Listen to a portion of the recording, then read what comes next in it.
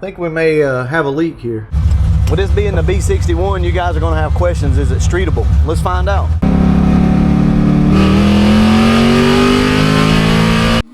Drag, swag, oh, you know the name. Hat, shirts, hoodies, fuel in the flame for the F100s and the Coyote crew. Drag, swag's got the gear just for you.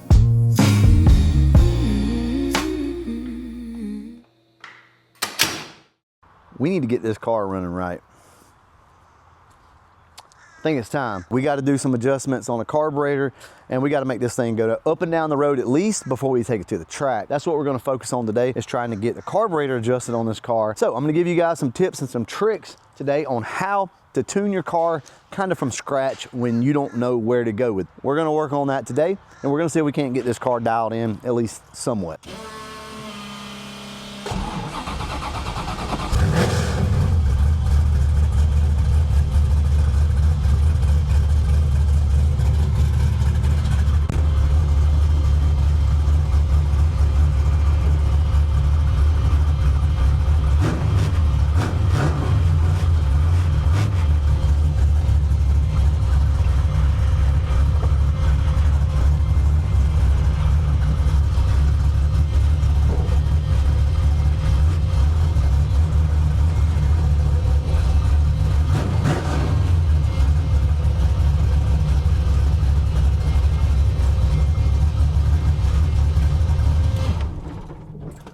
For anybody wondering, this car has an Anderson B61 camshaft in it. It's rowdy. It's got limited travel lifters, and we'll take this thing out in a minute and I'll really let you guys hear the camshaft. Also talk about the drivability of this car.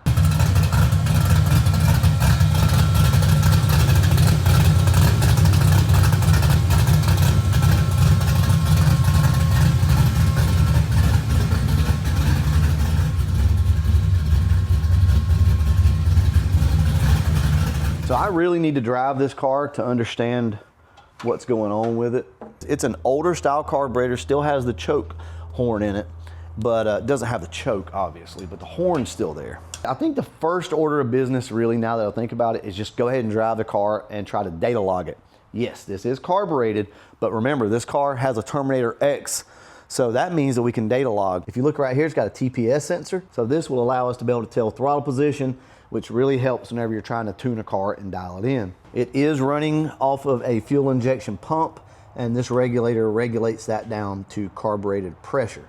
That's something else that we need to check today, is fuel pressure, because I got a feeling it may be a little too high. So this is where the Terminator X really kind of comes in clutch, because we'll be able to go down the road, data log this car, check AFRs, and we can watch the pull. As we transition over into the back barrels, does it go rich? Does it go lean? Is it lean up front and then gets rich in the back, or vice versa? So Berger is about to start the car up. We're gonna check fuel pressure. Now we don't have an external gauge on this, so he's gonna have to check it from inside. What we are gonna be looking for though is float bowl level, make sure that it's still even across the board, and verify somewhere around 5 to 6 pounds will be fine on NA. So.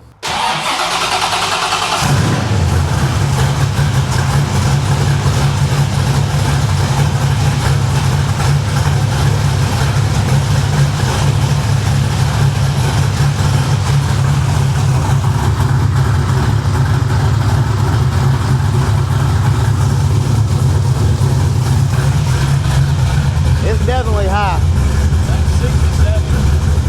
What? I'm reading 6 to 7. Yeah, it's high.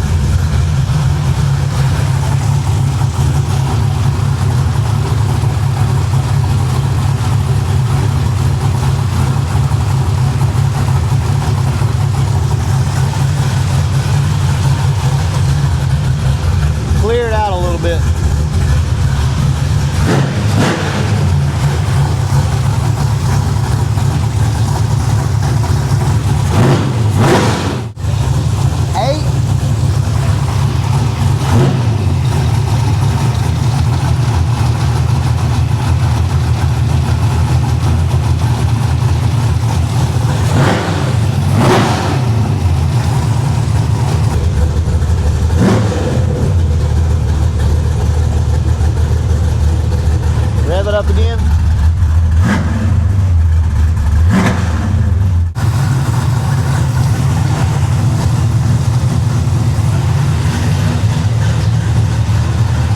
got his fuel pressure pretty close. We pulled the vacuum line off of it and got it somewhere around 6 PSI fuel pressure. Bowls look pretty good. They're a touch high, but look pretty good. Then what we did was go around, and I didn't video it, but while the car was idling, we went around and we leaned out every screw about 1/8 of a turn and went around and around and around and around. We ended up going about a half turn on each screw, and then finally I got over to this screw on his side, turned it in, and the car started stumbling pretty bad. So then I just backed it off double the amount, which would have been about 1/4 of a turn, and car straightened right back up. So this should be right around the sweet spot of where this car wants to idle and cruise. That's not to say that whenever we get this car on the road that it's going to run great, because we may have the jetting too lean or too rich. There's a chance that it may want a different PSI. There's a chance that the bowls are too high, right? There's a lot of different things going on here. You could have timing issues, but you got to start somewhere, right? And this is where we're starting right now. Something that I want to bring up to you guys is make sure that you're getting wide open throttle in your car. So how you do this, it usually takes 2 people. Get somebody in the car, obviously press the pedal all the way down to the floor. Make sure that you're getting wide open throttle. And how you check this is once they push it to the floor on the inside, you just come in, grab this, and see if you can push it anymore. If you can push it anymore, you're obviously not getting it. Now, this car is getting about 3/4 throttle at the moment. So what we're gonna do is change the position of this arm here. So you see where the stud is, it's in between these 2 holes. We're gonna move it to here, which will give us more throw, right? So it'll pull back more. Also, you can bend your pedal. If you have a stock pedal, you can literally just come in and bend the pedal with your hand down here, which could help for us. So watch this. I don't know if you guys can see it, but you can just bend it. I mean, it's pretty easy. And that may do it, but we're gonna go ahead and move it regardless. You just woke up, didn't you? It's 12:30, y'all, and she just woke up. This is all a series of events that need to take place whenever you're trying to diagnose a car, you're trying to take it out for the first time. You've got to take your time and work through the steps. You don't want to be out there in the road playing, trying to test the car, especially something like this that can get away from you or cause catastrophic failure, and you have issues like this. So we're going to work our way through this. There very well may be a couple of other issues that we find along the way, but as of right now, we got the fuel pressure set. Carburetor seems to be set pretty close at least. Now we're gonna get wide open throttle on the car and then go back through, check everything again, make sure we're good, and we're gonna go drive it. So we are now moved. As you can see, we had to drill the hole out. Now they do make different size studs, so you don't have to do this, but we just drilled this hole out over here to the same size as what was under here and just adjust this. Now we're gonna show you what full throttle looks like. Go ahead. No movement.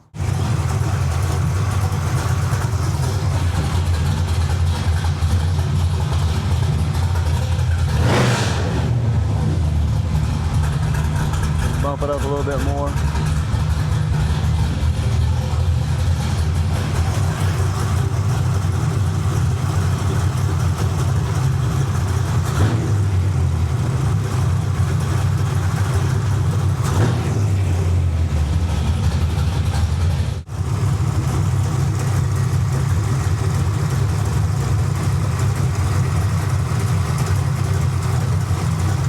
I don't know if you can hear it, but the car started to stumble. All right, you hear that? That's not good. You just want to back it off a little bit, and now you're good to go.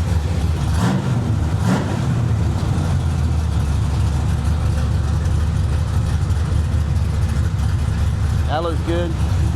We'll probably leave it right there. So we've already adjusted the front bowl, but I want to show you guys to keep from making an absolute mess.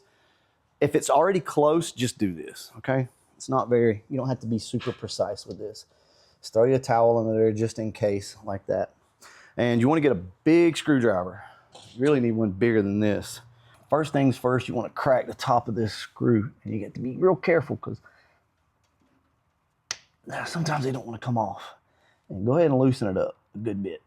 Now you want to go clockwise to lower fuel pressure, clockwise. So looking at the carburetor from the back, this is clockwise. Typically you can do it by hand, yeah. So we're just gonna give it a good turn. I think that's probably good right there. tighten everything back down, and this keeps you from having a big mess. Now, if you're way off, you're gonna have to probably start the car up and try to do it. But this, with it being close like that, should be fine. So we're just gonna go ahead. He's gonna start the car up and he's gonna clear it out, which means give it some throttle, let it use up some of the gas in the barrel, in the bowl. And then we'll check it. It may be a little too low, I'm not sure.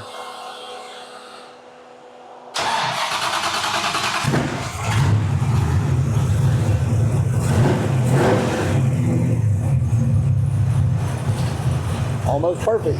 So real quick, I want to show you guys some stuff that you're going to need. You need your little carburetor box. You can go pick this up from Harbor Freight. They're really cheap. And you know, throughout the years, you're going to collect like gaskets and stuff. You can buy these on Amazon right here. These will save you some money. And that thing right there, I need to start making those and selling them. But you're going to want some extra needles and seats as you kind of progress through, right? You're going to keep all this stuff. Some gaskets down here. You need some pliers, some different power valves. Just kind of keep all this stuff on hand. It's a good spot for you to go ahead and have a couple extra plugs, if not a full set. Here's something that I suggest everybody do. Get you a nut driver, a 1/4 inch, and go get you a socket like this, a dedicated 5/16 swivel, and attach it to it. This will allow you to come in here. The front's pretty easy to get to, right? Check out the back, right? You think, oh, well, that's not gonna work, right? Nope, wrong. It works actually extremely good. So what you can do is use this, and now, because this stuff's not tight, now you can just use this to get your bowls on and off a lot easier. Also, another tip that I learned from, I think it was Thunderhead 289, if I'm not mistaken, or somebody. Oh yeah, you just grab one. Not one with a hole in it, but this is almost exactly the amount of fuel that your bowl has in it right here. So what you can do, stick this underneath right there, and whenever you take that bolt out, it's going to fill that up, that cup, and then you can take this cup out and dump it. You might want to carry a timing light with you if you're out and about and you're tuning and testing on any car, but with a carbureted car as well. But first drive, we're basically just looking at drivability to start with, and we're going to be looking at the front half. We're going to be looking at the front half of the carburetor, meaning I don't want to get into wide open throttle to start with. I don't want to crack the back barrels open, for the reason of I want to be able to focus on the front barrel. So is it lean? Is it rich? Does it have a stumble? And if it does, before you crack open the back barrels, that means your problem is up front, right? So then we can go address that. Once we get that sorted out, or if it's good, then we can transition into opening up wide open throttle the back barrels.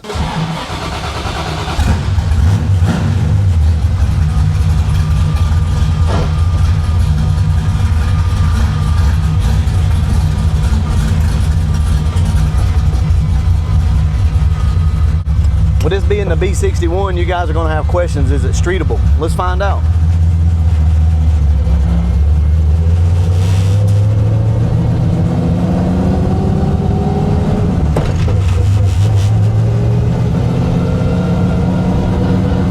So far, so good.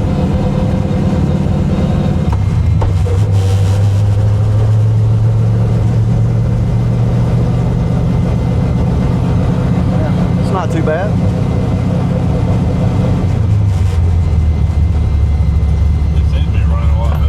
Yeah.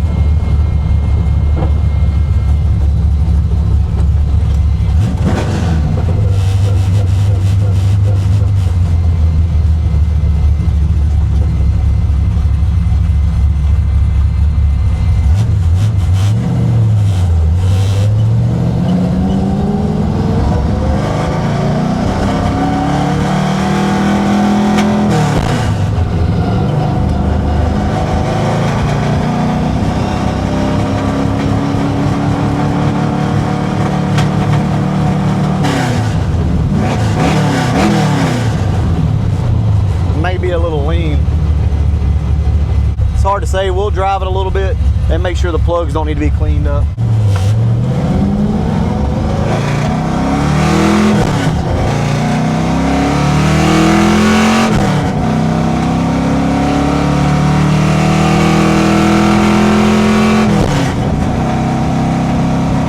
Yeah, we're super lean.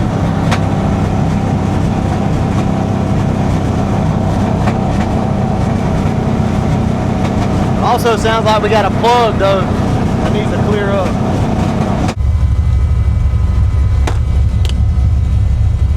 Oh, it's like, what the hell's that noise? It was a mirror moving. Your damn mirrors work. You're going, Oh, yeah, yeah.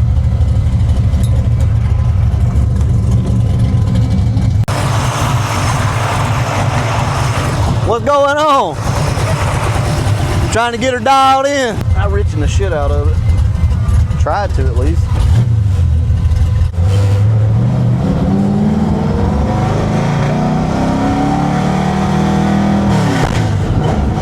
Way better.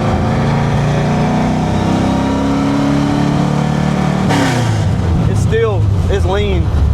Yeah. So the front barrels, we may need to go up in the jet now that we've gotten everything dialed in. So just have to see.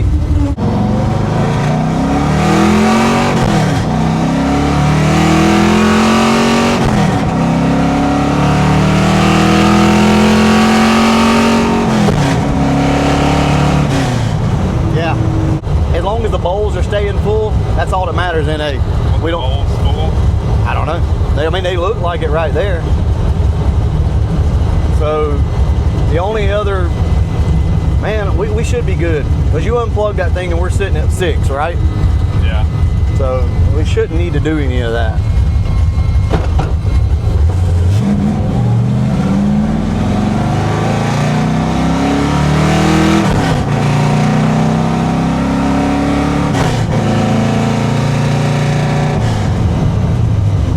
We're gonna go home and rejet this thing.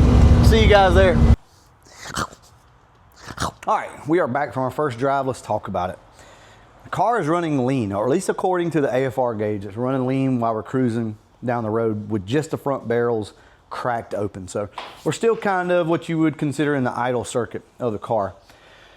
So I richened up the idle air screws on the car and it got a little better. So that does tell me that we were probably lean.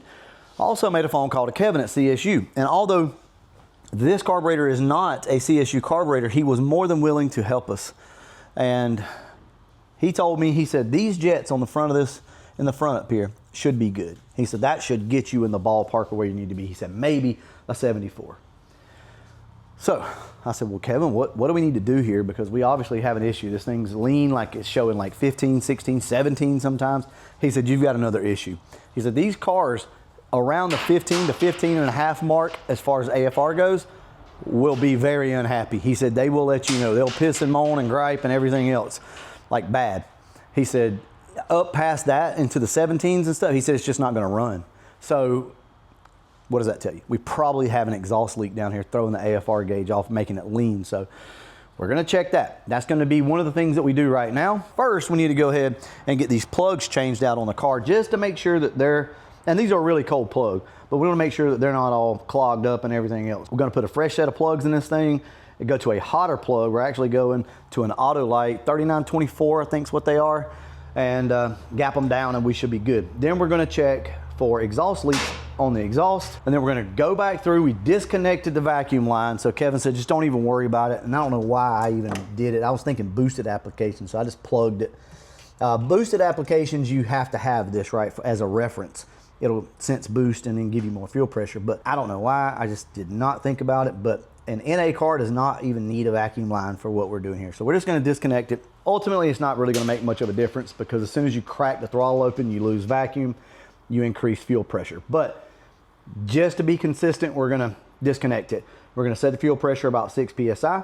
The bowls look good. We're gonna go back out and test again just to see. We'll start with number 5 plug. I know you can't really see it. Let me try to get some light. Maybe it's not blowing it out. Number 6, 7, 8, number 1, 2, 3, and 4. So these plugs are a little dirty, as you can see, and that's probably just from carburetor being out of adjustment before we had a chance to really get to it. So we're going, these are a cold plug. These are a number 8. That's a cold plug. We're gonna get away from that and we are going over here to the auto lights. So these are a really good plug. The 3924s are just a good plug. And we're gonna gap them somewhere around 2830. What's going on, brother? I just wanted to ask a couple questions, run some things by you. I'm trying to remember what the storage ratio was on I think that it was fuel. 15. 15 and the one is 14. You're 14.10, so yeah, you're probably, I would run it like 12.9, somewhere in there. Go ahead. I think we may have a leak here. We're not too worried about that leak. But right here is what matters. And it is freaking rolling out everywhere. So this is why we're getting an inaccurate reading. And this is going to be really hard to fix. So we're going to just have to smear some around it and do our best. But there is literally no way to get up in there to get all that done. So we're just going to have to do our best. But that is going to affect this, period. I've got an old video. If you want to learn how to build one of these, I'll go ahead and link it right now up here above. And I'll make sure that I put it at the end of the video for you guys that want to see this thing being built. Now, it's an old video.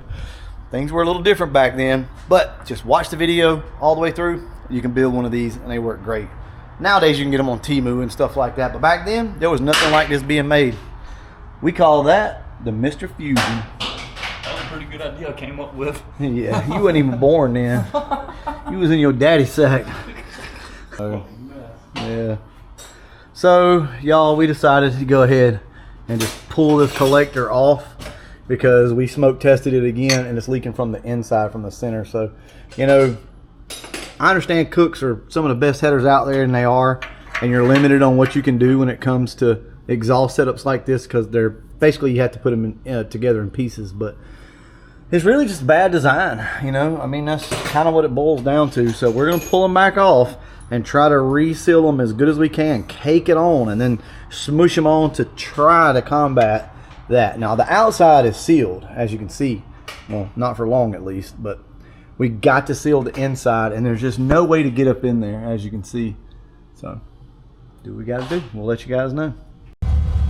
Well, shit. I thought we were recording. Surprise, we're driving the car. We can't trust the AFR. It seems to be pretty close once you get into it, but it bounces all over the place, so it may need a new sensor. I think I've actually got a new one at home.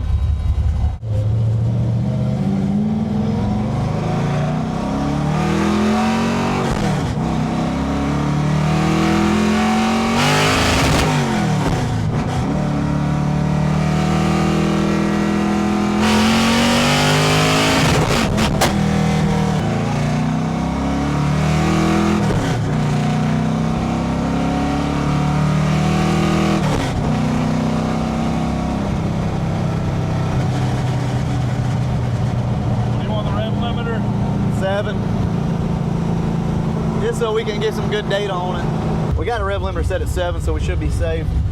I'll let him do all that crazy shit. I'm not blowing up another one.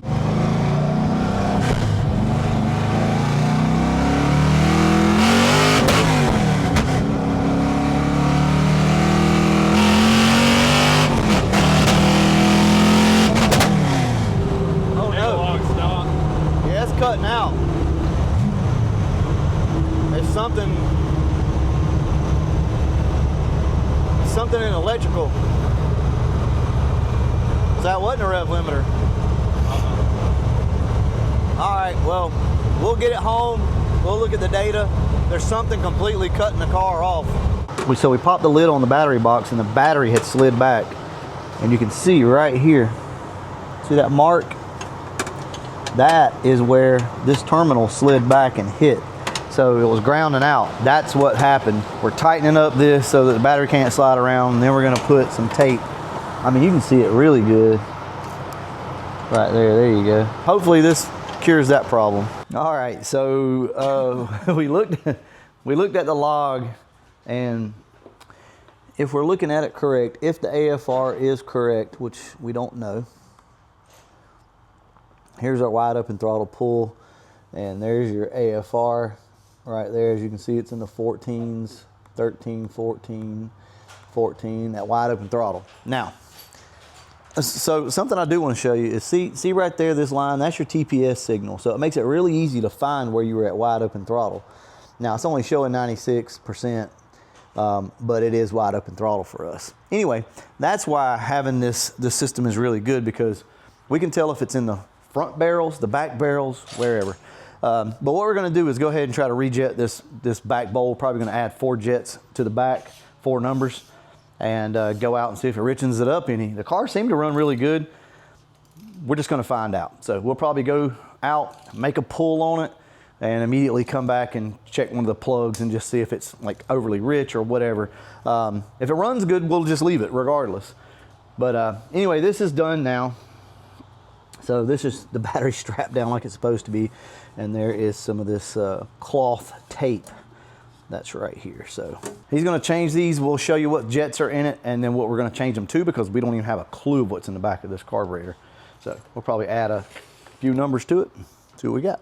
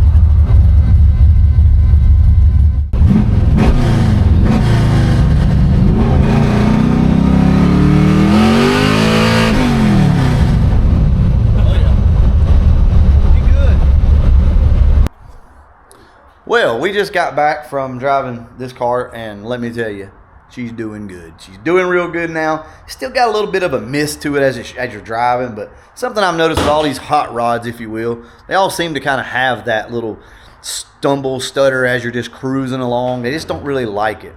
It may be an atomization issue in the intake, a little lean. It's just I don't know what it is, but we're riching the carburetor up a little bit more, and it just got better and better. So it's not perfect, but it does really, really good. So guys, I wasn't videoing, but he drove it, and he rolled into it in 3rd gear and popped 4th, and it was roasting the tires in 4th gear and finally hooked up and went. This car's going to be an animal, I'm telling you right now. So it's a really good setup. Now, with that being said, I want to warn you guys that if the video seems a little off, it's because I accidentally shot in slow motion. So I'm going to have to try to fix that somehow.